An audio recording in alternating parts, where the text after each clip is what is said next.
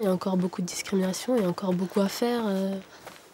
Dans les années 70, il y a eu le MLF, qui était un mouvement de libération de la femme, qui a essayé de faire en sorte que les femmes aient plus de droits.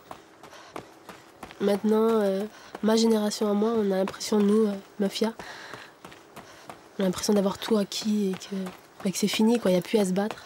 Alors qu'en fait, non. Les croire qu'on est sur la bonne voie. Warda, Mafia, nous on sait qui on est. C'est pour les boulimiques, les anorexiques, les malades du physique, celles qui croient en l'idéal type, les boulimiques, les anorexiques, accros des boutiques, des régimes, des fringues et des flips. Moi aussi je suis victime, je le sais, j'aime pas. Mon miroir reflète une image de moi que je veux pas. Mais c'est la société qui veut ça. 1m80, 55 kilos, je corresponds pas.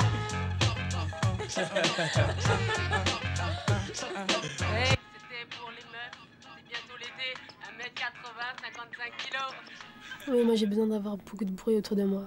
À part les moments où vraiment je veux être seule et que je veux rester pour bien réfléchir ou bien pour méditer sur quelque chose.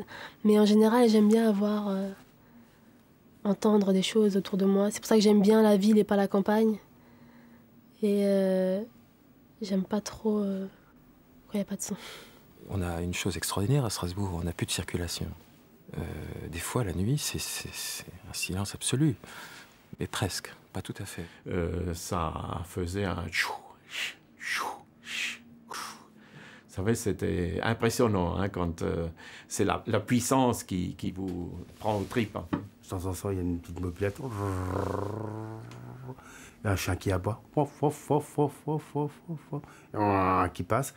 Et c'est vrai, on peut toucher du doigt et l'oreille aussi. Maintenant, les rails sont souvent soudés, on n'entend plus le tac-tac, tac-tac, tac-tac. Ça, c'est fini dans les trains. Les trains, à l'intérieur, c'est confortable, c'est silencieux. Écouter les gens, c'est par exemple écouter leur silence aussi. Le silence est riche, il est plein d'harmonie. Le silence donne sens. Dans la musique, quand il y a un silence, c'est pour donner sens. Le non-dit ôte le sens.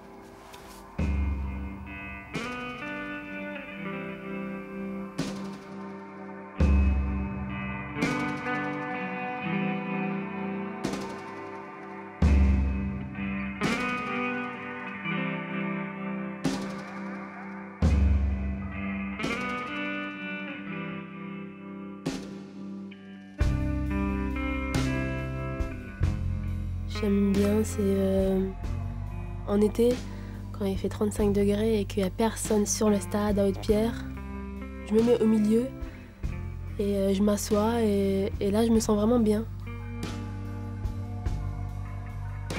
La seule image que moi j'aime.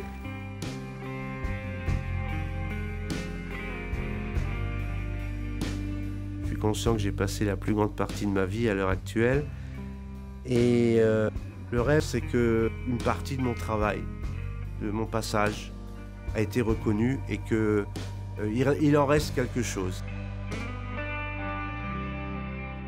Mon rêve serait que quelque part, on puisse encore, dans les années après mon départ, quand on va faire un laboratoire où des jeunes vont faire du travail sur la rétine, qu'on trouve encore une fois une référence. Je serai encore une fois cité par mon travail sur la rétine.